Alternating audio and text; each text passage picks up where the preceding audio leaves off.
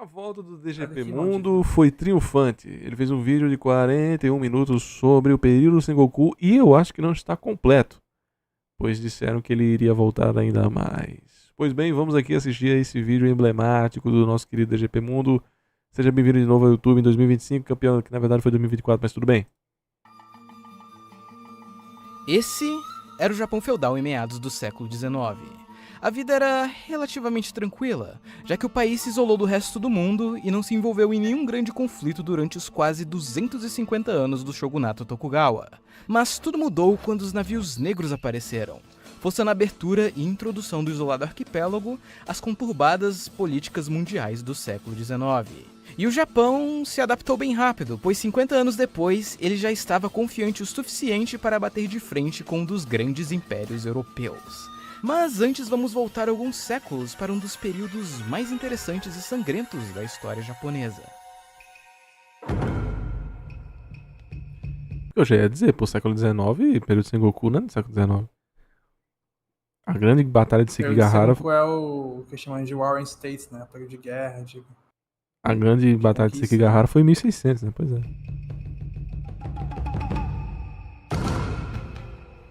Desde o século XII, o imperador do Japão teve seu poder reduzido a apenas uma figura de estado, já que a real autoridade do país estava nas mãos do shogun. Porém, depois de várias crises e disputas de sucessão, até mesmo o shogun começou a perder sua autoridade. E depois da guerra Onin, o poder central se dissolveu e começou a ir para as mãos dos daimyos, que eram samurais e senhores feudais dos pequenos domínios do país. Então, apesar de que, no papel, o país ainda tinha um imperador e um shogun, na prática, o Japão estava dividido em vários clãs que lutavam entre si. Neste período... Não, peraí. Refutamos o vídeo ali, hein? Não tinha esse aqui, não. Não tinha vagas aí, ó. Esse aqui tinha. Todos esses aqui tinham lá, mas esse aqui não tem, não. Esse Konoha aqui, eu tenho certeza que o vídeo que a gente acabou de ver não tinha esse. Surgiram, sumiram... Ó, lembra do feião? Sim. Aí, pô. Novas alianças. Outros clãs aí, meteu o louco. Aqui também tem aqui de cima. Ah, o Ikoiki é budista. Não são interrogações. Tá. Exclamações, né? Mentor é que se atacou. Pois é. E antigos aliados eram traídos, assassinato, manipulação, espionagem, tudo isso era bem comum. E mesmo depois de quase 100 anos, nenhum clã conseguiu força o suficiente para reunificar o país. E como se isso não fosse suficiente, em 1543, os portugueses chegaram ao Japão pela primeira vez, trazendo com eles mercadorias diversas, uma nova religião e, o mais importante, eles introduziram a arma de fogo, o que tornariam essas guerras ainda mais interessantes.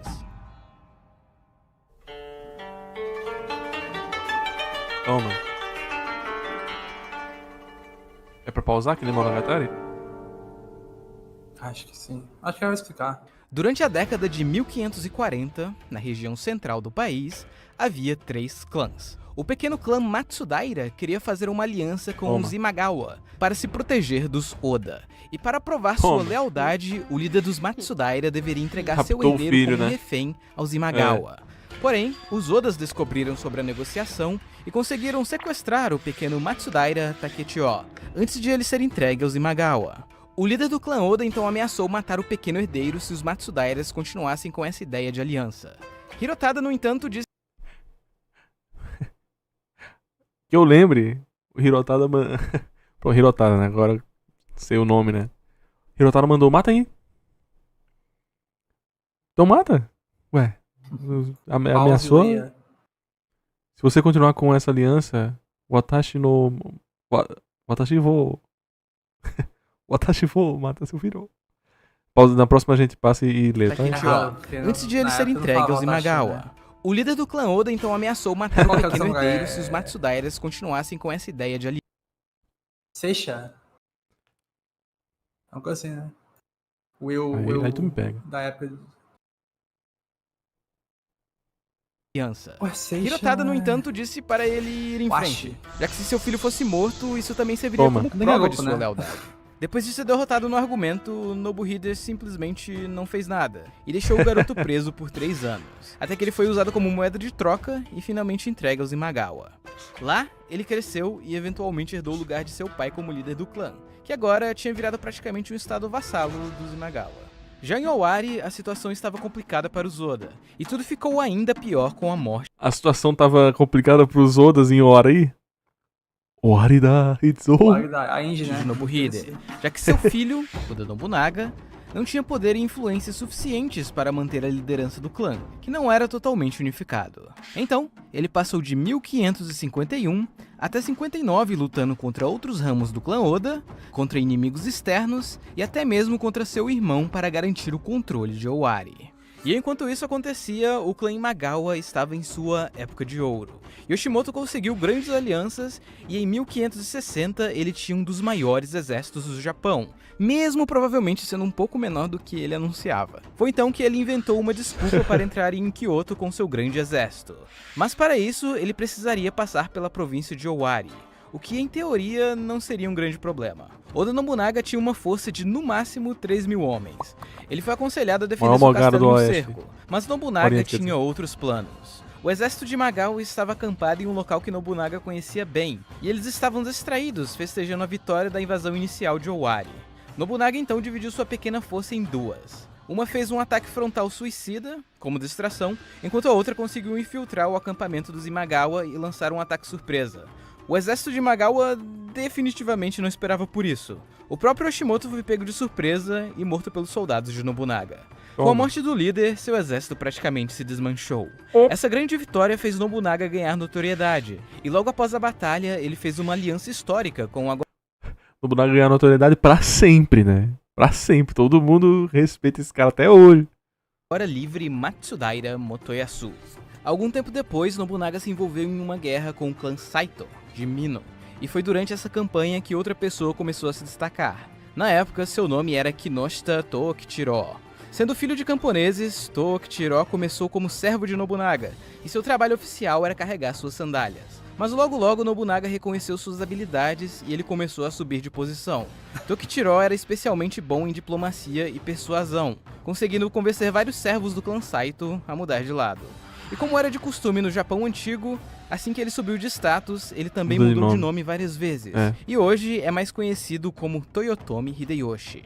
Outra pessoa importante que também mudou de nome foi o nosso garoto Matsudaira Motoyasu. Dessa vez ele até criou um novo clã e passou a se chamar Tokugawa. O Hideyoshi é facilmente a figura mais importante de todo o período de Sengoku pra mim. O Ieyasu, né, toma muito, mas o Hideyoshi com certeza. Ieyasu, sendo esse o último e mais importante dos unificadores. Assim que Nobunaga conseguiu conquistar Mino, ele se estabeleceu aqui e renomeou o lugar Gifu. Foi aqui que suas intenções de conquistar e reunificar o Japão ficaram claras. Focar no... Calma aí, pai.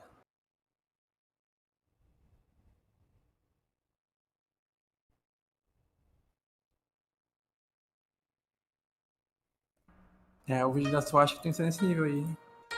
Nossa. Ó, o Ikoiki. Ikoiki foram as revoltas dos budistas Iko, determinados, que serviu da escola Jodo Shinshu. Os Iko ganharam popularidade entre a população mais pobre. Durante o início do período Sengoku, eles eram predominantes em Echizen, Ki e Kaga. Nesta última, conseguiram até tomar o poder das mãos dos samurais. Os templos de Iko eram bem protegidos por monges guerreiros, os Soheis. Que eu acho que é Shohei, não Sohei, mas enfim. Nobunaga os via como uma grande ameaça e durante suas guerras, os Iko se tornaram um de seus maiores inimigos. Em Ishiyama Honganji, Nobunaga os cercou por 10 anos. Ele também teve dificuldades em destruí-los em Nagashima, na fronteira de Ise com Owari e na província de Kishu. Tem as armas de fogo e tem o Seppuku, que não, né? Seppuku a gente já sabe por que ele tá no Seppuku aqui, né? Que já um dos três ali vai de base.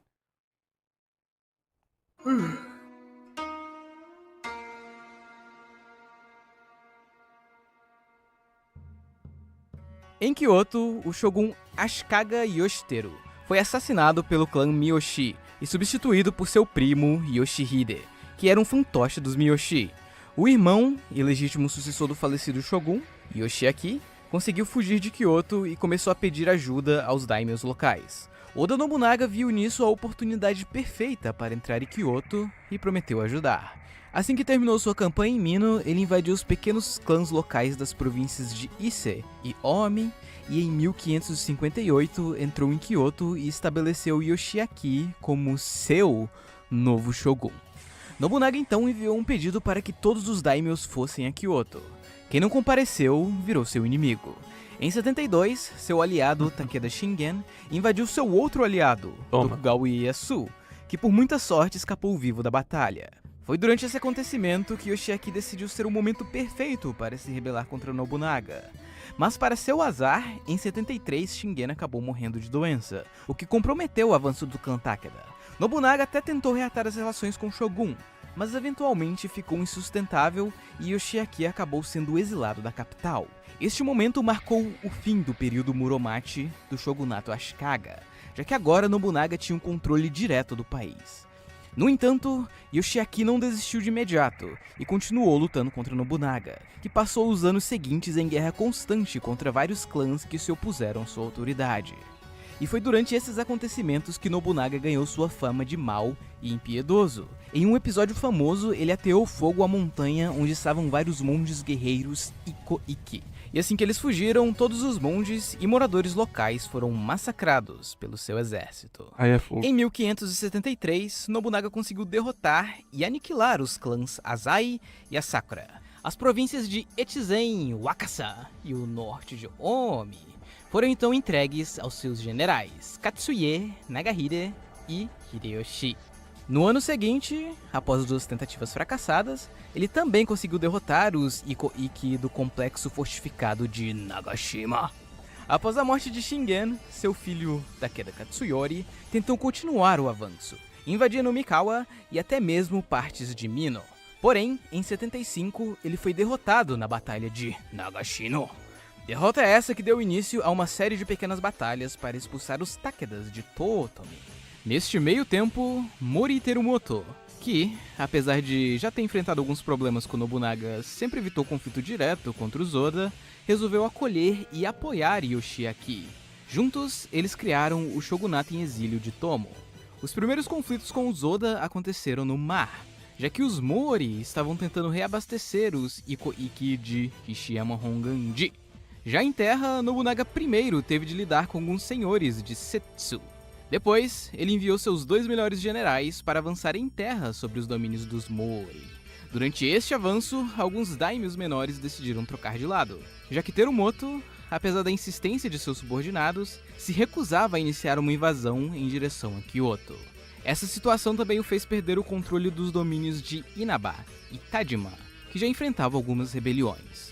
Enquanto isso, os vários templos budistas independentes do oeste de Kii, principalmente os de Saiga, estavam ajudando os monges de Ishiyama Honganji. E como Nobunaga estava de saco cheio dos Iko-Iki e desse cerco que já durava 7 anos, ele resolveu tentar subjugar essa região para assim conseguir encerrar o cerco. Nobunaga até conseguiu o apoio de alguns clãs e templos locais, e em abril de 87 ele invadiu a província com um grande exército, mas não conseguiu capturar nenhum ponto importante, e as táticas de guerrilhas dos moradores locais fizeram ele desistir rapidamente da ideia. Ao mesmo tempo, Uesugi Kenshin, que até então manteve uma relação amistosa com Nobunaga, já que ele também não era um grande fã dos Takeda, resolveu entrar na coalizão anti-Oda, principalmente porque Nobunaga estava com planos para expandir seus territórios nas províncias de Kaga e Noto. O primeiro passo de Kenshin foi atacar o clã Hatakeyama, de Noto, o que inicialmente deu certo. Porém, no ano seguinte, os Hatakeyama se rebelaram e pediram ajuda a Nobunaga, que decidiu mandar seu general Shibata Katsuie.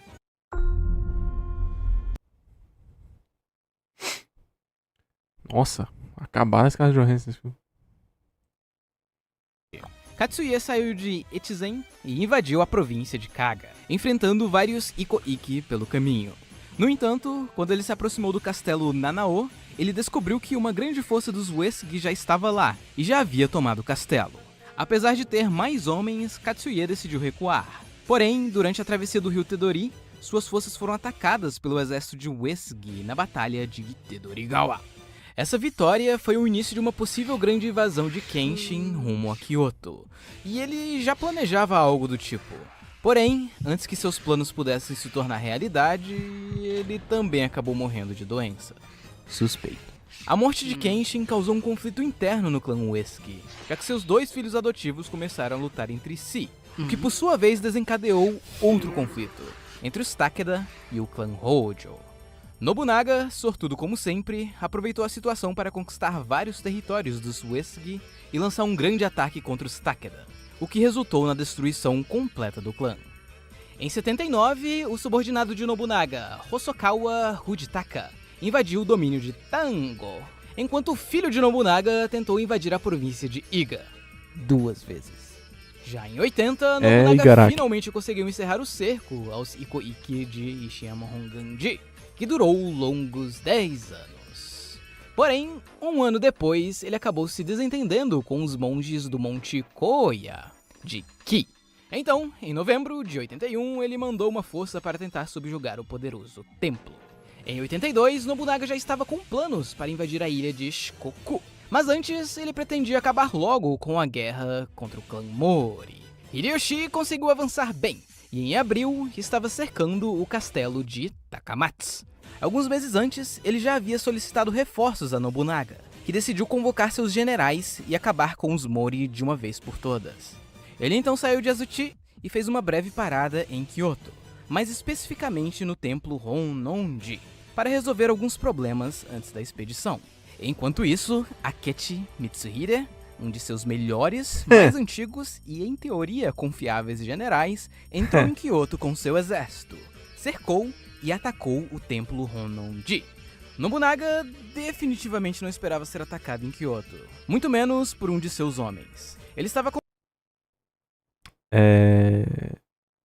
Não vou nem me prolongar aqui, né? Vocês estão vendo que tem nada a ver com Yasuke? Acompanhado apenas por alguns servos Yasuke, né? que lutaram. Vocês estão vendo que tem nada a ver com Yasuke? O Yasuke morre pelo Nobunaga. O Yasuke nem morre aqui. Ele vai embora. Quem morre aqui é ele vai dizer já já. Mas tipo, vocês estão vendo que não tem nada a ver com Yasuke? E não é nem essa questão do Assassin's Creed que eu tô falando aqui. É quem tá aqui na Índia há muito tempo, lembra que quando o Castanhari lançou um vídeo, o resumo do Japão, ele deu a entender que o Akechi não tinha nada a ver e que o mais provável era que o Yasuke tinha feito. Até o fim. E da Nobunaga que o Yasuke supostamente matou correu para de forma honrosa o Nobunaga? Não, matou. Nem falou de honra não, falou matou. Ah, ok. um quarto e cometeu seppuku. Seu corpo foi consumido pelas chamas e nenhum resto mortal foi encontrado. No mesmo dia, seu filho e herdeiro... É um ritual que você faz sozinho, né? Você não consegue se matar com seppuku. Às vezes Não você consegue, entendi. mas a ideia de seppuku, né? Tipo assim, alguém te auxiliar. Você corta o seu estômago enquanto alguém corta a sua cabeça. Aí eu falo, pô, então Yasuke em tese fez isso. Não, mas aí é que tá. Harakiri. A cerimônia oficial. Seppuku é quando faz... Seppuku é quando você pode ser de quer. forma informal. E alguns deles é sozinho. E... ele tava lá pra fazer justamente o degolar, né? Degolar a cabeça. Mas não, ele não estava na hora onde pegou fogo. Não tem registro do Yasuke no momento em que o castelo pegou fogo. Tem registro dele depois, na procura do amo dele. Tanto que quando ele não acha, ele vai embora. Aí fala, beleza, né? Meu prato não tá aqui, né? Vou É voltar isso. pra minha turma aqui. que também estava em Kyoto, foi cercado e obrigado a cometer seppuku. Sua cabeça foi então cortada e escondida por um aliado, para que Akechi não pudesse provar sua então foi um morte. harakiri, pô. Apesar de haver muitas teorias, ninguém sabe ao certo o verdadeiro motivo da traição. Akechi Mitsuhide passou os próximos dias tentando formar alianças para consolidar seu poder, mas como ele não tinha como provar com 100% de certeza que Nobunaga estava realmente morto e não iria voltar para se vingar dos traidores, ele acabou não conseguindo muito apoio. Quando a notícia da morte de Nobunaga chegou a Hideyoshi, ele Tem muitas teses, né, do que o Akechi tinha em mente e tal. Eu gosto mais da visão de Hyogemono, né? A de Hyogemono é a visão que eu acho mais interessante.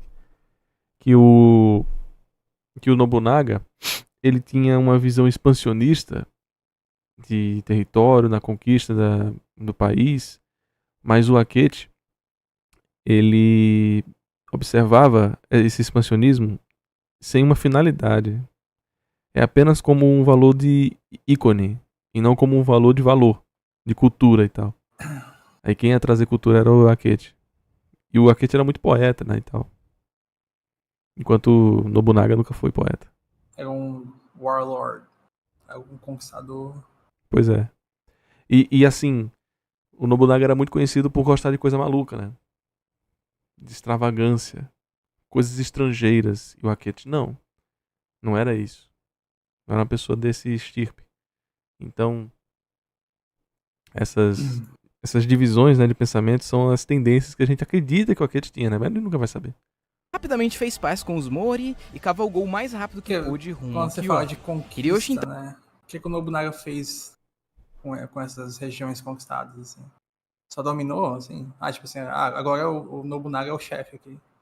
O Nobunaga é o chefe, o dinheiro vai ser redistribuído. Sim. Os ensinamentos, tipo assim, colégios. Colégio, quando você tem colégio no período, não era necessariamente escola, né, gente? Mas tinha ensinos campais, aprendizado de arco e flecha, muito importante, de cavalaria, sabe? E isso aumentava, né? Girava a economia local com muita força. Você ter mais guerreiros preparados para sobreviver, entende? Mais comerciantes migram para aquela região sabendo que ali tem mais guerreiros para protegê-los e que não vai ter tanta guerra de derrota se você vai para uma região onde só tem vitória. Então o comércio também entrava em mais regiões assim, né, que eram centralizadas, de reinos que não eram tão... Reinos não, né, de fortalezas que não eram tão visadas. Enfim, sabe?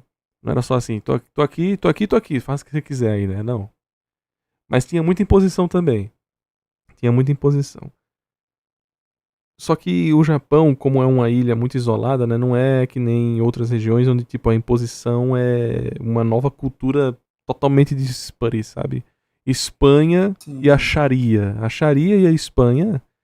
Tipo, a Espanha hoje tem muitos cristãos, mas a Sharia bateu em Andaluzia ali de uma forma que até hoje nós temos essas assinaturas, né? A cultura da Sharia, quando eu falo Sharia, a gente pensa no Islã, é muito distante do que tem do cristianismo ortodoxo, que tentou ali ficar no período ibérico, da região ibérica. E no Japão não tinha essa parada, né?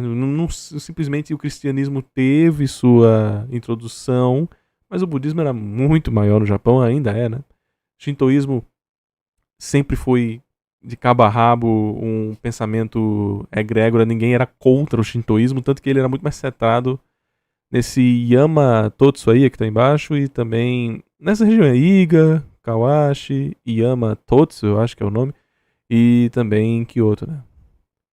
Mas enfim. Então reforçou seu exército com alguns homens dos Yamato Oda e enfrentou Akechi na batalha de Yamazaki.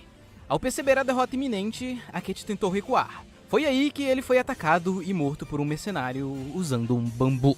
Apesar de existirem teorias de que ele fugiu e virou um monge. Eu vou me vingar de um.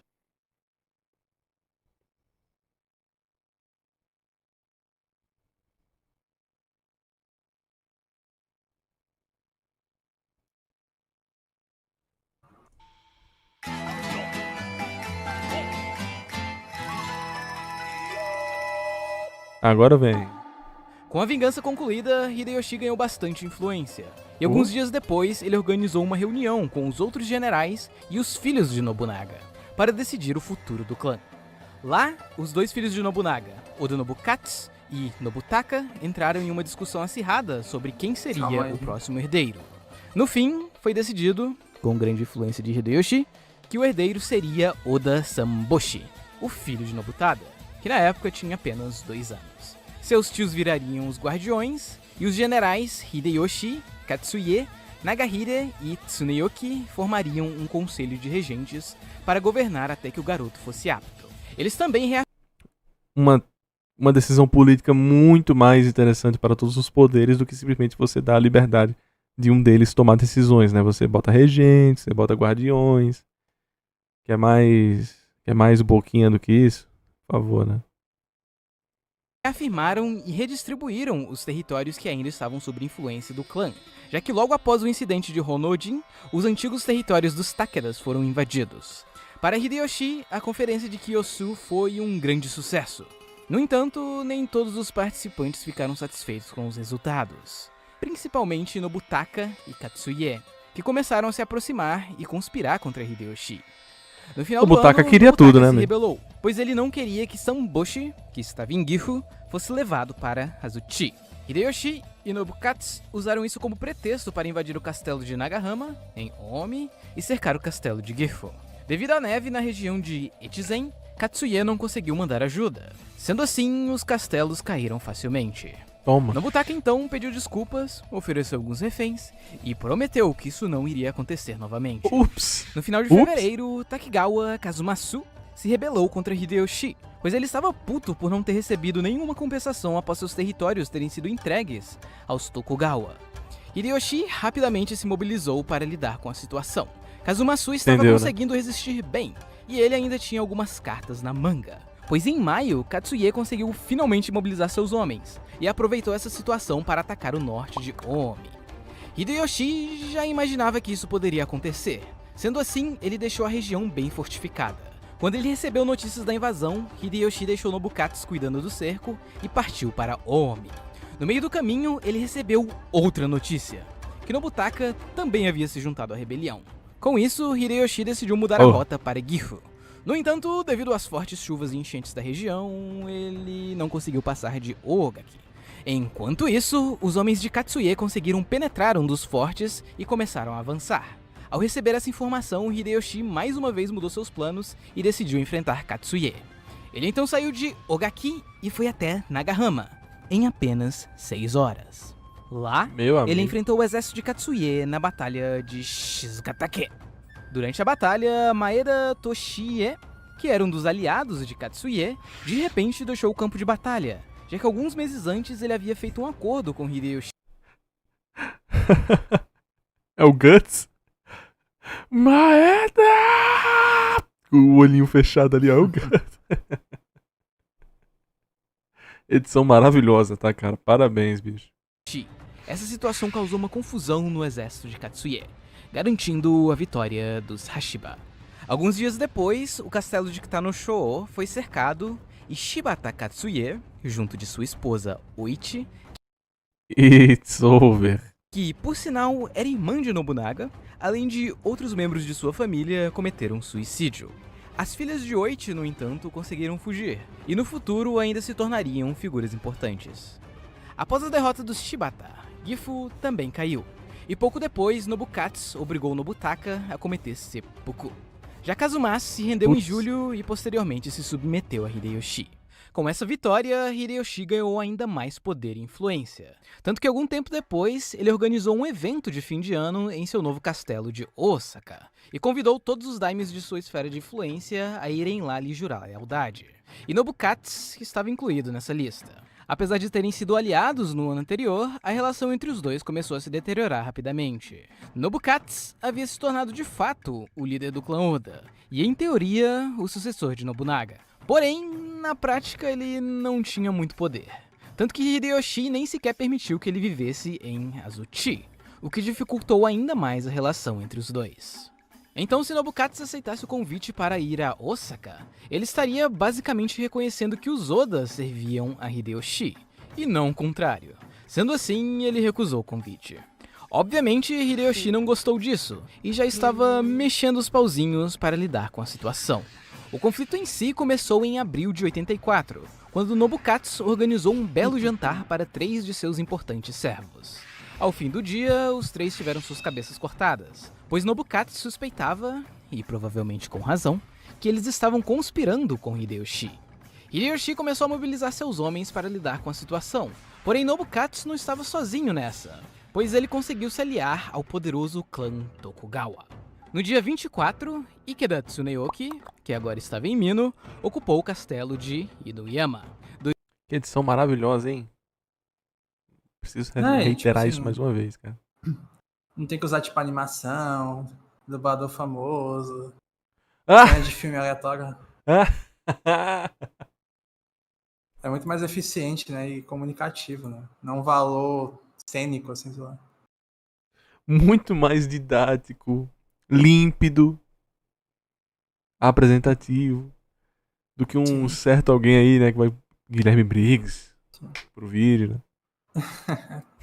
Pegando documentário dos outros. Momentos específicos, né? Se fosse a dublagem, assim, fosse completa do Briggs, faria sentido, né? Mas é bem pontual. 2 dias depois, seu genro Mori Nagayoshi, o senhor da região leste de Mino, também se juntou à guerra e foi atacado pelos Tokugawa na Batalha de Harugo. Apesar da pequena vitória, Ieyasu decidiu recuar e se posicionar no castelo no topo do monte Komaki, onde seus homens reforçaram as defesas e cavaram trincheiras. Enquanto isso, os homens de Hideyoshi começaram a invadir as províncias de Iga e Ise, que foram quase que completamente tomadas com relativa facilidade. Em maio, Hideyoshi deixou Osaka e partiu rumo a Owari. Lá, ao invés de atacar as fortes defesas de Ieyasu, ele decidiu fazer o mesmo, ocupando o castelo de Gakuden e reforçando suas próprias defesas. E por alguns dias, nada realmente aconteceu, já que nenhum dos lados estava disposto a atacar. Tsuneyoki então sugeriu um plano. Como a maior parte dos homens de Ieyasu estavam em Komakiyama, ele tentaria fazer um ataque surpresa em Mikawa. Hideyoshi aprovou o plano e as 4 unidades começaram a se mover na madrugada do dia 15, tentando ao máximo não serem vistas. No entanto, alguns fazendeiros notaram as movimentações e avisaram Ieyasu. Ao confirmar as informações, ele decidiu ir pessoalmente perseguir os invasores. Na manhã do dia 18, as forças O cabo é brabo, viu? de Tsuneyoki cercaram o castelo de Iwasaki, que resistiu por 3 horas antes de ser invadido. Enquanto isso acontecia, um destacamento do exército de Ieyasu se aproximou das forças de Hidetsugu, que estavam acampadas na floresta Hakusan. Na batalha, a unidade de Hidetsugu foi quase que completamente destruída e ele próprio quase não conseguiu escapar com vida. 2 horas depois, a unidade de Hori Hidemasa recebeu notícias da batalha, voltou ao local e conseguiu expulsar o destacamento. Porém, não muito tempo depois, a força principal de Ieyasu, acompanhado por Nobukatsu, estava se aproximando da região. Ao perceber que enfrentaria a força principal dos Tokugawa, Hidemasa decidiu recuar, desobedecendo as ordens de Tsuneyoki, que junto de Nagayoshi estava a caminho para enfrentar Ieyasu. E as duas forças entraram em confronto durante a batalha de Nagakute. De início, a luta estava equilibrada, mas quando Nagayoshi foi morto por um tiro na cabeça, seus homens entraram em pânico. Pouco tempo depois, até mesmo Tsuneyoki foi morto, e o restante de seu exército fugiu do campo de batalha. E enquanto tudo isso estava acontecendo, Hideyoshi liderava um ataque contra Komakiyama. Ao receber a notícia da derrota de Hidetsugu, ele imediatamente mobilizou 20.000 homens para enfrentar Ieyasu enquanto ele ainda estava em campo aberto. No entanto, Hideyoshi foi atrasado pelas forças de Honda Tadakatsu, permitindo com que Aí, ó, o cara que era o chefão, que a gente viu. Ieyasu alcançasse o castelo de Obata. E no dia seguinte, ele já estava de volta à segurança de Komakiyama. Hideyoshi então fez o mesmo e a guerra voltou ao seu estado inicial, com nenhum dos lados tendo coragem de atacar. Mas enquanto tudo isso acontecia, a guerra política continuava. Hideyoshi fez aliança com os clãs Mori e Uesugi. Já Ieyasu conseguiu mobilizar os templos Iko-Iki de Saiga e Negoro para atacar a província de Izumi. Como os monges estavam bem armados, eles avançaram bem e chegaram a ameaçar as seguranças das cidades de Sakai e Osaka, o que forçou Hideyoshi a abandonar temporariamente o comando das forças em Owari para lidar pessoalmente com a situação. Além disso, Ieyasu conseguiu chamar Chosokabe Motochika, que tinha ambições de conquistar toda a ilha de Shikoku, e também Sasa Narimasa, de Echu, que atacou o castelo de Suemori, mas ele recuou com a chegada das forças de Maeda Tushie. O clã Anekoji, de Hida, também se juntou à guerra, pois eles tinham uma aliança com o clã Sasa. Ieyasu ainda conseguiu uma grande aliança com o poderoso clã Hojo, Mas Olha aí. durante esses acontecimentos eles estavam ocupados lutando contra o clã Satake. Então eles ainda não poderiam fornecer ajuda. Enquanto nada de novo acontecia na frente principal, os dois lados tentaram pequenos ataques contra posições secundárias. Os homens de Ieyasu aproveitaram a morte de Nagayoshi para invadir o leste de Mino. Já as tropas de Hideyoshi conquistaram alguns castelos na fronteira entre Owari e Mino. Além disso, Kazumasu fez uma invasão naval e capturou alguns castelos na costa de Owari. Porém, Nobukatsu, que já estava de volta a Nagashima, rapidamente respondeu aos ataques e em poucos dias expulsou os invasores. Em setembro, Hideyoshi voltou a Gakuden e os dois lados se prepararam para um grande confronto, que acabou resultando apenas em alguns pequenos conflitos, já que nenhum lado teve coragem de fazer o primeiro movimento. Depois disso, Hideyoshi mudou seus planos e começou a focar seus esforços no norte de Ise. Em dezembro, após aumentar a pressão contra Nagashima, Hideyoshi tentou convencer Nobukatsu a firmar um tratado de paz. Como a guerra já se arrastava há algum tempo, Nobukatsu Estou cansado, chefe. estava cansado. Além disso, os Tokugawas estavam em uma situação difícil devido às chuvas fortes e terremotos que aconteceram naquele ano. Então, vendo que não conseguiria acordo melhor, Nobukatsu resolveu aceitar o tratado. No fim, ele ainda conseguiu manter a província de Owari e o norte de Ise. Dizem que Ieyasu ficou furioso ao saber do tratado, pois Nobukatsu nem sequer o avisou. Mas como não havia mais motivos para continuar a guerra, ele simplesmente voltou ao seu domínio, fez pazes com Hideyoshi e ainda entregou seu filho como garantia. Em abril de 85, Hideyoshi juntou uma grande força para acabar de uma vez por todas com os templos revoltosos da província de Ki. E como a maior parte das forças de Saiga e Negoro estava na linha de frente em Izumi, uma vez que essa linha foi destruída, o exército de Hideyoshi facilmente atravessou a passagem e ateou fogo aos templos. Os monges que ainda restaram montaram uma última linha de defesa no castelo Ota. Com isso, o exército de Hideyoshi se dividiu, e enquanto uma parte cercou o castelo, a outra começou a subjugar outros templos e clãs da província.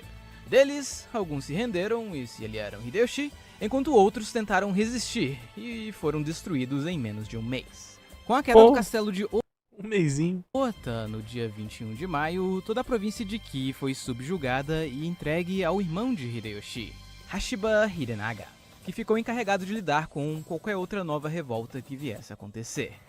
Já em Shikoku, Motochika finalmente conseguiu subjugar os clãs menores e agora tinha controle de toda a ilha. Porém, isso não duraria muito. Você largaria tudo pra viver?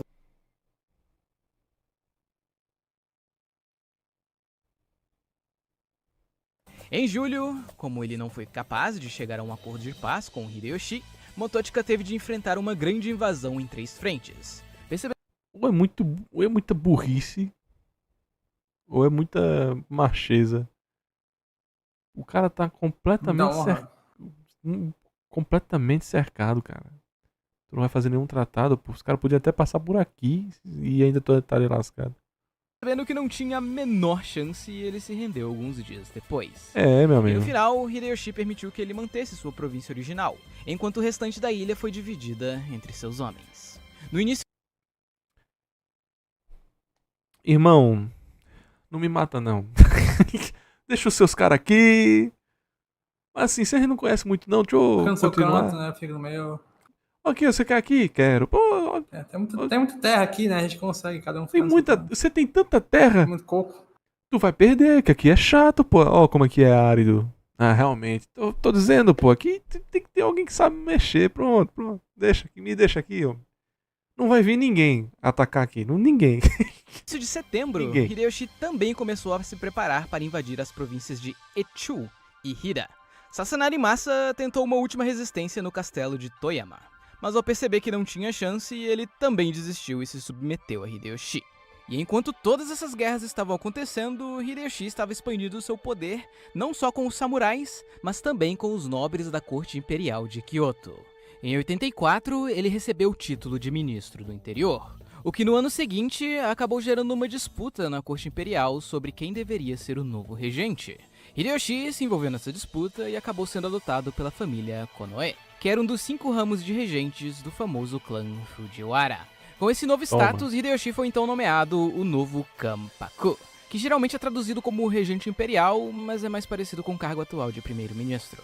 No passado, esse era um dos cargos mais importantes do país, Mas com o início da era dos shoguns, ele, assim como o imperador, já não possuía um poder real.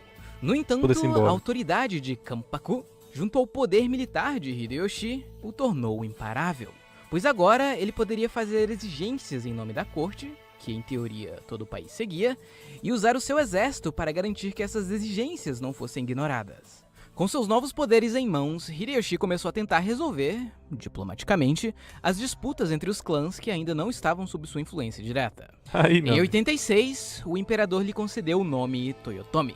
Foi também nesse ano que Hideyoshi conseguiu resolver a questão com os Tokugawa. Desde o fim da campanha de Komaki e Nagakute, Hideyoshi tentava fazer com que Ieyasu se submetesse. Ele inclusive chegou a ameaçar e planejar uma invasão dos domínios dos Tokugawa. Mas, mesmo assim, Ieyasu sempre se recusava. Como Hideyoshi não estava confiante em iniciar outra guerra contra os Tokugawa, especialmente após um grande terremoto que afetou suas terras naquele mesmo ano, ele ofereceu a mão de sua irmã a Ieyasu. E como se isso não fosse o suficiente, ele também ofereceu sua própria mãe como refém, para garantir que Ieyasu estaria seguro em sua viagem até Kyoto.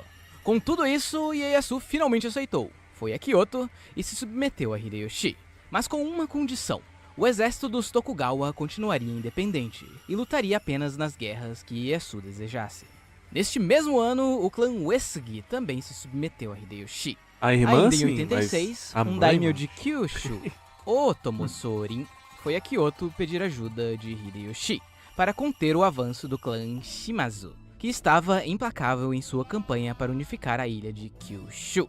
Inicialmente, Hideyoshi tentou resolver a situação de forma diplomática, exigindo o fim das hostilidades e sugerindo uma divisão dos territórios, o que de início funcionou. Porém, alguns meses depois, Shimazu Yoshihisa respondeu que o renomado e antigo clã Shimazu não deveria dar ouvidos a um Zé Ninguém a quem o imperador decidiu dar o cargo de regente. Obviamente ele não usou essas palavras. Com isso, os Shimazu retomaram a guerra e Hideyoshi decidiu que era hora de subjugá-los. Em agosto, os Shimazu avançaram e capturaram o castelo de Iwaya, além de cercarem o castelo de Tachibanayama. Mas eles recuaram com a chegada das tropas do clã Mori. Em dezembro, os Shimazu ainda lançaram uma invasão contra a província de Bungo, capturando pontos importantes no território principal do clã Otomo. E enquanto isso, Hideyoshi havia enviado seus subordinados de Shikoku para desembarcarem em Bungo e auxiliar os Otomo, deixando claro que eles não deveriam avançar, mas apenas se defender até que os reforços chegassem. No entanto, Sengoku Hidehisa decidiu tentar ajudar os homens cercados no castelo de Tsuruga, e foi aí que ele foi pego em uma emboscada armada pelos Shimazu, sendo derrotados na batalha de Hitsugigawa. Isso obrigou o restante das forças de Shikoku a abandonarem a região. Em março de 87, o exército de Hidenaga chegou a Kyushu e começou os preparativos da invasão. Já no início do mês seguinte, o exército principal de Hideyoshi, composto por mais de 100 mil homens, começou a marchar em direção à ilha. Ao receber as notícias, o clã Shimazu decidiu abandonar os territórios de Bungo e se preparar para a invasão. No início do mês seguinte, Hideyoshi finalmente chegou a Kyushu. A força sob seu comando avançaria pela costa oeste, enquanto a de Hidenaga seguiria pela costa leste. Apesar de enfrentar vários problemas logísticos e surtos de doenças, os Toyotomi conseguiram avançar rapidamente, capturando um castelo após o outro, com alguns senhores nem ao menos tentando resistir.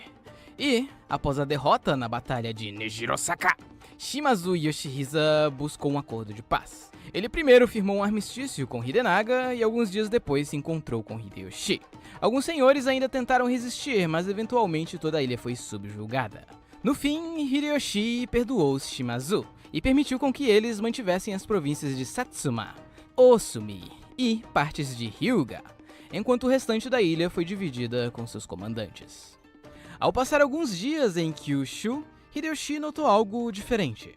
Naquela ilha havia uma grande quantidade de japoneses convertidos ao cristianismo, e os jesuítas tinham tanta influência na região que até mesmo grandes daimyos, como o próprio Otomo Sorin, haviam sido convertidos. Budistas e shintoístas locais relataram também que seus templos, santuários e figuras religiosas estavam sendo atacados e destruídos por alguns senhores cristãos. Sorin, inclusive, fazia isso em seus domínios. Hideyoshi, que até então manteve uma boa relação com os jesuítas, passou a vê-los como uma grande ameaça. Uma ameaça semelhante, porém mais perigosa que os próprios Iko-Iki.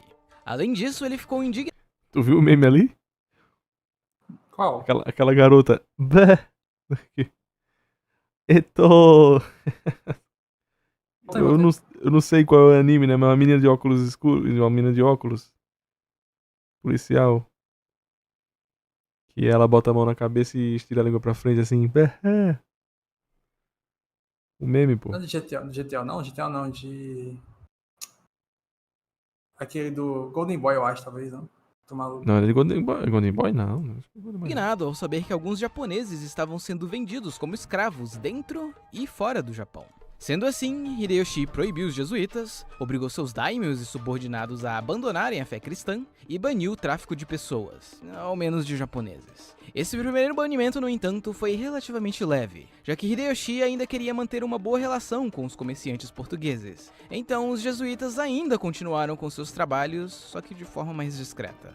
A maioria dos daimyos cristãos abandonou a religião.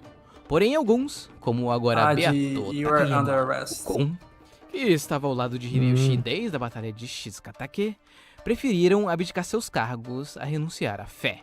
Ainda em 87, o clã Sou da ilha de Tsushima também confirmou sua submissão a Hideyoshi. E foi aqui, em sua viagem de volta a Kyoto, em uma carta enviada... Tsushima depois, não vai dar tempo aqui nesse vídeo, né? Mas Tsushima depois que vai ser um palco de loucura, né? Vocês podem ver que é muito próximo da Coreia. Sua esposa, que Hideyoshi revelou seu interesse em eventualmente subjugar a Coreia e até mesmo a China. No ano seguinte, Mori Terumoto oficialmente se submeteu aos Toyotomi. Foi somente depois disso que Ashikaga Yoshiaki finalmente e oficialmente renunciou ao cargo de Shogun.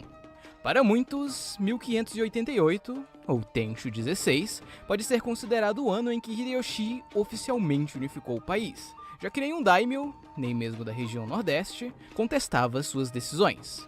Porém, ainda ocorreria uma última grande campanha antes da unificação total.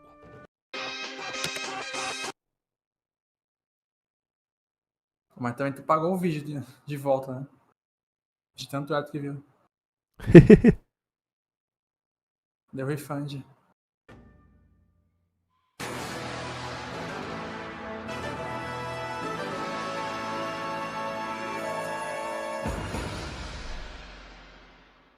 O grande clã Hojo já estava colaborando com os Toyotomi, mas ele tinha uma disputa territorial com os Sanada, no qual Hideyoshi interveio e decidiu que as terras ao redor do castelo de Numata seriam entregues aos Hojo.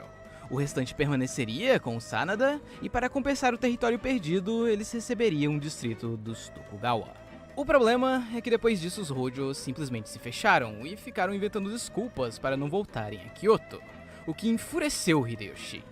Hojo Ujinao, o filho do daimyo Ujimasa, até tinha uma viagem marcada para janeiro do ano seguinte, mas antes que essa situação pudesse ser resolvida pacificamente, o senhor do castelo de Numata subordinou um dos homens do Sanada e o fez enviar uma carta falsa ao senhor do castelo de Nagurumi. A carta pedia que ele fosse ao castelo vizinho, Iwabitsu, e aproveitando a ausência de Mondo, Kuninori rapidamente ocupou o castelo. Ao descobrir que havia... Simplesmente matou 25 mil famílias essa decisão. Vai ali no castelo do lado, né? Estão chamando. Ou estão chamando você ali. 3 meses depois, estão todos mortos. Havia sido enganado, Mondo cometeu seppuku.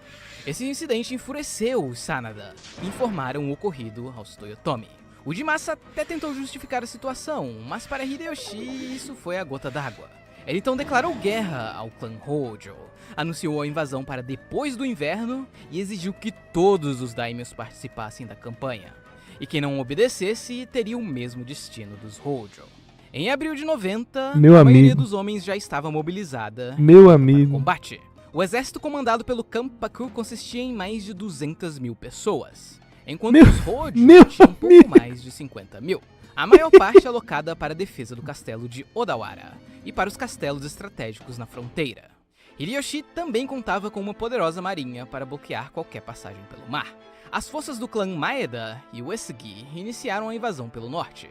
Já no dia 3, o exército principal avançou, e enquanto Nobukatsu cercava o bem defendido castelo de Nirayama, Hideyoshi rapidamente conquistou o castelo de Yamanaka, e em poucos dias já estava cercando o principal castelo do clã Hou. Caraca, bicho, pelo amor de Deus. Ele decidiu montar um cerco estratégico com o objetivo de apenas drenar os recursos do castelo, sem tentar invadi-los diretamente. A fake news acabou com as... acontecia, as matou outras forças todo de mundo. Hideyoshi partiram para o interior, conquistando vários castelos que, em sua maioria, estavam mal defendidos. Não, As forças de vários clãs do Nordeste também avançaram e capturaram alguns castelos na fronteira leste, assim como as tropas de Maeda e Uesugi, que, após derrotarem a resistência inicial na fronteira norte, conseguiram tomar várias fortalezas na região.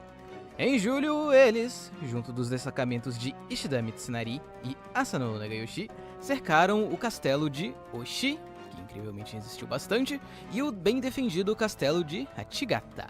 Uma vez que esse último caiu, as tropas de Maeda e Uesugi continuaram avançando para o sul, capturando outros pontos importantes, como os castelos de Hachioji e Tsukui. Enquanto isso, o clã Date, que era uma das últimas esperanças dos Hojo, decidiu se juntar à guerra ao lado dos Toyotomis. Ai. No dia 25, o Ai. castelo de Nirayama finalmente caiu. 2 dias depois, Dela de o castelo Carlinhos que ali, hein, meu Hideyoshi amigo. havia mandado construir ao lado de Odawara foi terminado. Percebendo que não tinha mais possíveis aliados e nem castelos importantes, os Hojos se renderam e abriram os portões de Odawara. Hojo Ujimasa e seu irmão Ujiteru foram obrigados a cometer seppuku, enquanto Ujinao foi exilado para as montanhas. Os senhores... Mas veja bem, era pra rir, pô. É pra rir, mano. Não era de verdade, não, pô. Ei, vai pra aquele outro castelo ali, pô. Eu entrei no castelo do cara pra rir. Era pra rir.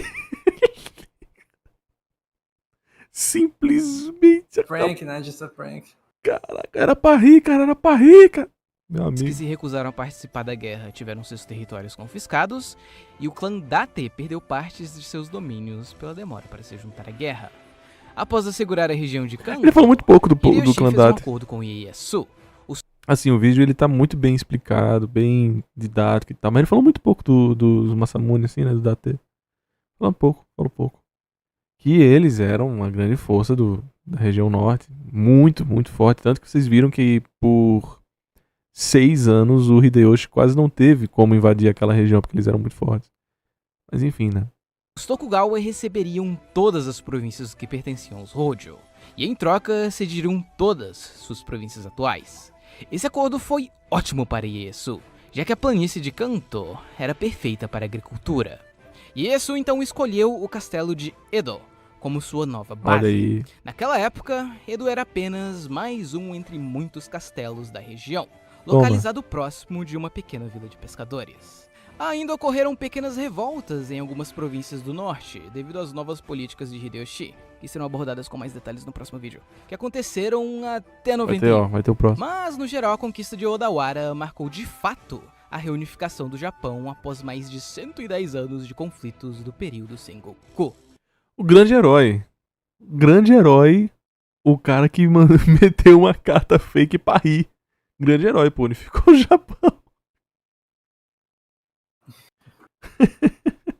E a partir de então, o país entraria em uma nova era de paz. Participe da festa do...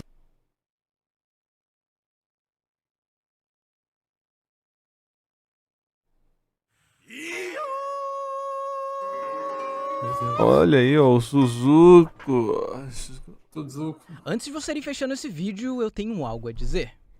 Eu criei um jogo. E não é um jogo... Aí ele fala que ele criou um joguinho, né? Eu vi que ele fez um joguinho de zumbi com o amigo dele, feião. Aí depois eles mesmos admitiram que tava feião e refizeram o visual. Deram um tapa. Infinitamente melhor. Aí, ó, até tudo.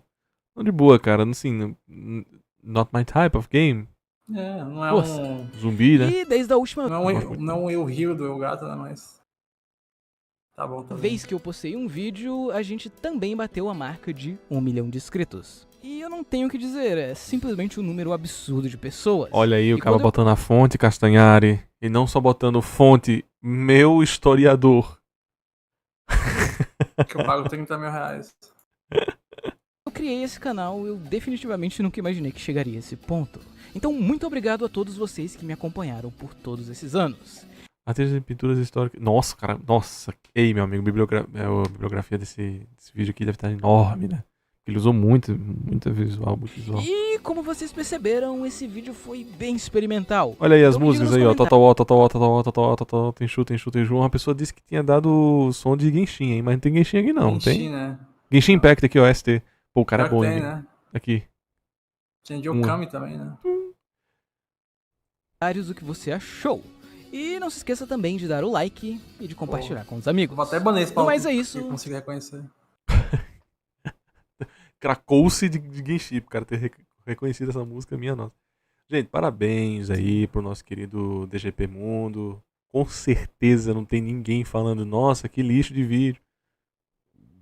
Ninguém deve chegar nesse vídeo aqui e abordá-lo como pequeno. Muito pelo contrário, eu acho que é uma das melhores documentações que tem em português desse período de Sengoku pré-1600, porque pra quem sabe, 1600 é onde de fato as coisas diplomaticamente mudam a história do Japão, sem desmerecer o período anterior com Hideyoshi, que eu já mesmo sinalizei que é um dos caras mais importantes da história. Ó o Nobunaga aqui, ó. Tá vendo o Narebona aqui? Ah, mas aí, pô, tinha um charme também, né? Ó o plano piloto, conheço esse canal aqui. Não conheço esse aqui. Só doou, né? Mas não tem a continuação ainda, guys. Acabou de lançar esse vídeo, né? Sim. Gente, ritmo dele, né? foi dia 25 que ele lançou, foi no Natal que ele lançou. A primeira. Ele vai com certeza ter bastante tempo, né, pra soltar isso, mas ele tava muito inativo há 4 anos atrás, 5 anos atrás, 6 anos atrás. Ele terminou a Primeira Guerra? Não sei. Mas pelo que se vê, esse aqui é o vídeo mais complexo dele, 41 minutos, porque os outros, ó, 24, 16, 11, 15, 10, 7, 14, né? Não eram vídeos tão certeiros. Eu conheci o DGP Mundo por quê? Porque um dos meus canais prediletos se baseou nele. Com esses country balls, né? Uhum. Que é o nome desse canal, meu? Storable, o Storable. Storable Football. O Storable Football se baseia muito nesse canal. Aí, cheio de country balls, mas aí não é só, né, balls, são times, escuro de time. Aí ele falou assim, eu me inspirei muito nele e tal. E no VFF, que esse é bem roots, né? VFF é um cara que fala de futebol underground há 10 anos. E... Sim. Faz vídeo também há muito tempo. Mas enfim, né? Só comentando É anedoticamente. Eu gosto bastante dessa estética, mas ele elevou isso, tá? Ele elevou bastante. Tá muito bem feito. Muito bem feito. Esse vídeo tá lindo. Vídeo lindo, deve ter dado muito orgulho pra ele. Gente, vou ao banheiro. Sim, eu gostei bastante. Quando sair os vídeos da Indy, vão ser nesse nível aí. Meu nome é Over, sou Ademir da Baleia Azul. Mas atualmente sou conhecido por ser uma reconstituição perfeita de um Cro-Magnum.